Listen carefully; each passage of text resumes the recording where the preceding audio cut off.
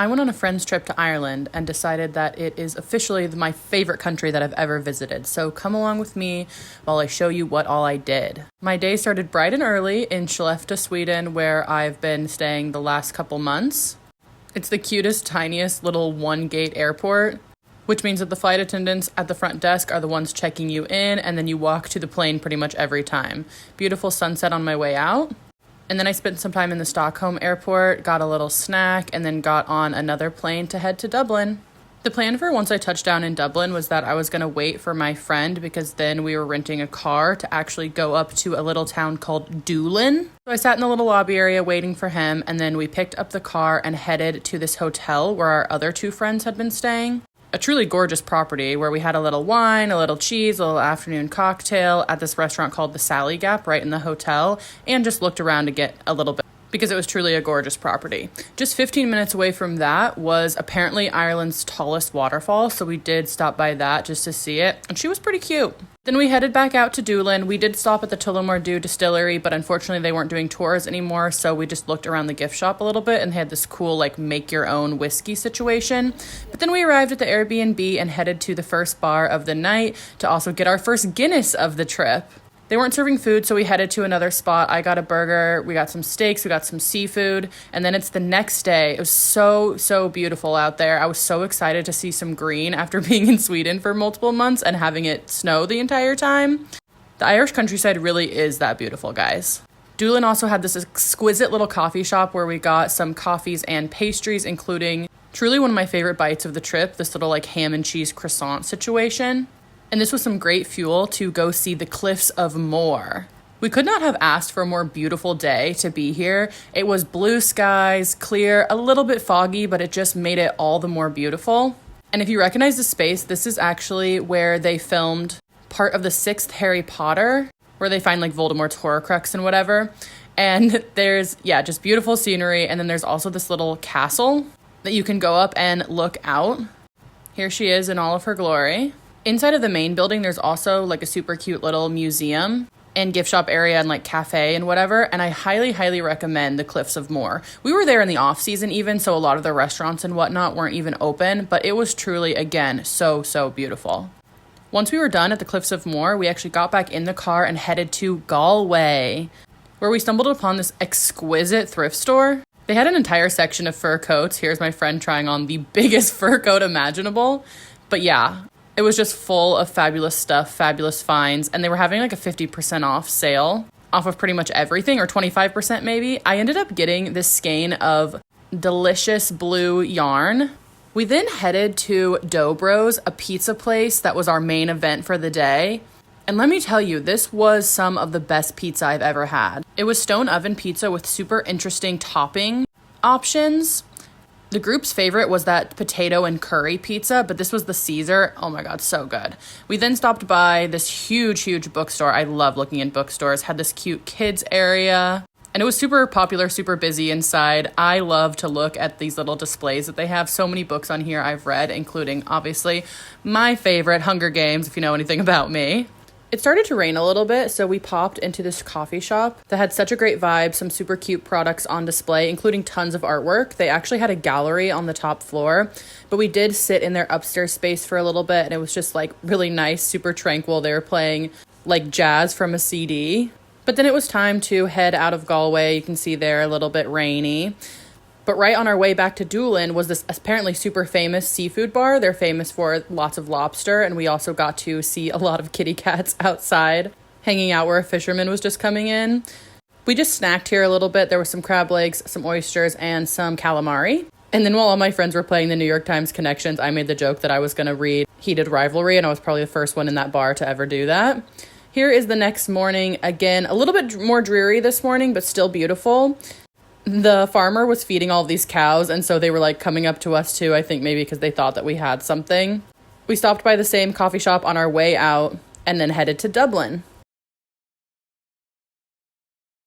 We obviously had to stop at the Barack Obama Plaza to get gas because this is a rest stop that exists on the highway to Dublin. Very interesting place. And right by the bathrooms, they have this little cutout of Michelle and Barack. We then made it to Dublin, where we checked into our hotel and then headed out to get a drink and a bite to eat. It was nice and bustling and busy, and I had my only Irish coffee of the trip at this really cool like bank turned bar restaurant situation. It had these super grand high ceilings and was a huge like horseshoe shaped bar. I had some pasta Alfredo, my friend split a half chicken, and then my other friend had a meat pie, like a Guinness meat pie. We were then out and walking around again. The plan was to bar hop a bit until our dinner. That was like a late dinner around 8:30. So we walked through town a little bit and ended up at the Jameson Distillery.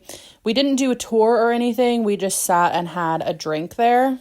I had a whiskey sour that was delicious, but also gave me pretty horrible heartburn.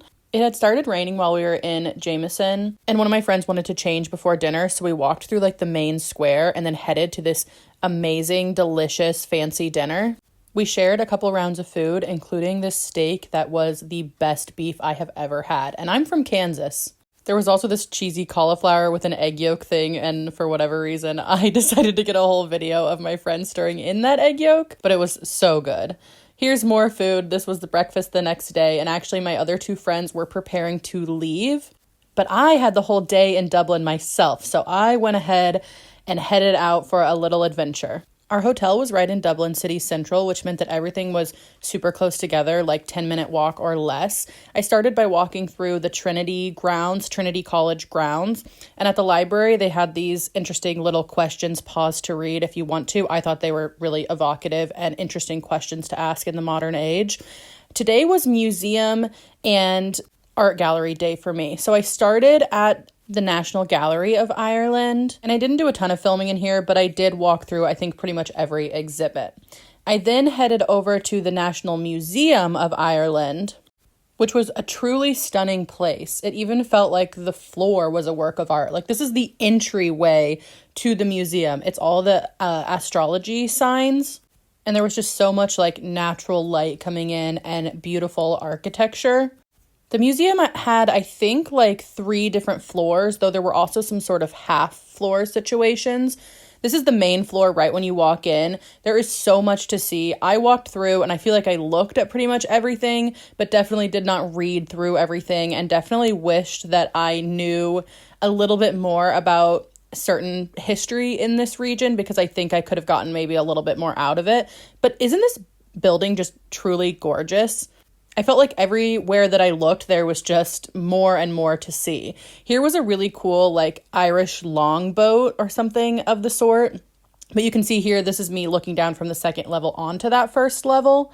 I spent about an hour in the gallery and an hour at the museum, so it was time to find some lunch. And thankfully, my friend gave me a suggestion for some Chinese food. And this 10-minute walk from the museum to the food took me through like a really busy sort of downtown walking path area. The place my friend recommended was called Boss Stop, and I got to sit at a little table by myself. I started a new book, and I ordered a ton of food and a nice crispy Coca-Cola. Technically, I got 3 appetizers. I got spring rolls, gyoza, and this like crispy fried spicy pork, and it was all really good. I was super impressed with the spring rolls in particular. After this, I did have to switch over hotel rooms, so here is me leaving the first hotel. I got to take a lovely little scenic walk across the river. And again, truly, as somebody who had had about 6 weeks of 1 to 2 hours of sun max, I really enjoyed just moseying on over to my new hotel called the Moxie, which was a super cute kind of punk rock themed hotel. I headed back out to make my last stop of the day, which is to a super famous bookstore. And again, just like enjoyed the views on the way over there. I thought this building was super beautiful lit up like that as the sun was setting. But yeah, I was headed to a super famous bookstore called Hodges Figgis, which I am probably not saying right, but it was amazing, guys. I'm going to show you. This was one of my favorite stops in the whole trip. It is a truly gorgeous space. 3 floors of books.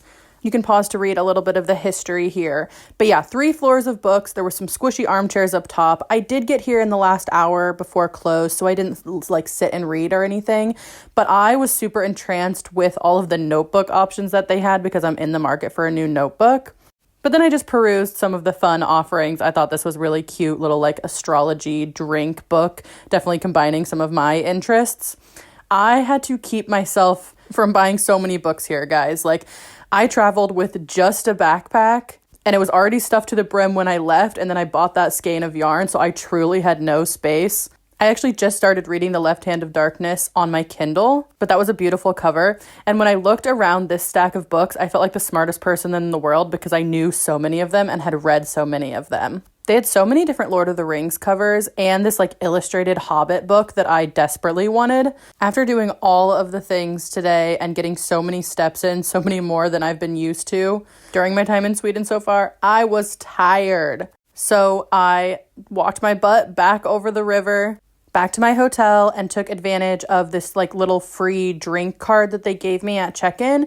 Got this Jameson and ginger, was so delicious, and sat and read my book, The Left Hand of Darkness, for a little while in the lobby before I then just got some dinner right there at the hotel, some chicken wings, which were interesting, decently delicious, but not anything like an American chicken wing.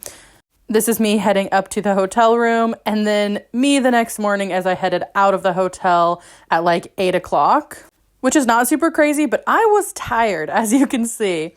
I walked over to the bus station where I got picked up by the Dublin Express, which is something that takes you from center of Dublin to the airport for like €9, I think, which was a great deal. Here's me beginning my journey back to Sweden, another beautiful view out of my airplane window. And unfortunately for me, the end of my trip included a 6-hour layover in Stockholm, Arlanda. Thankfully, it's a pretty decent airport with a lot of options. I just kind of sat at this charging station. I got some pasta earlier, and then I got some sushi for dinner. And honestly, the sushi looked better than it tasted, but it was still pretty good. At hour 5 or so, I was going a bit stir crazy, as you can see here. But I did eventually make it home to my gorgeous, silly, lovely fiance, ate some ice cream, and listened to him serenade me. All in all, an amazing trip. I'd do it again in a heartbeat. I'll catch you on the next one. Bye!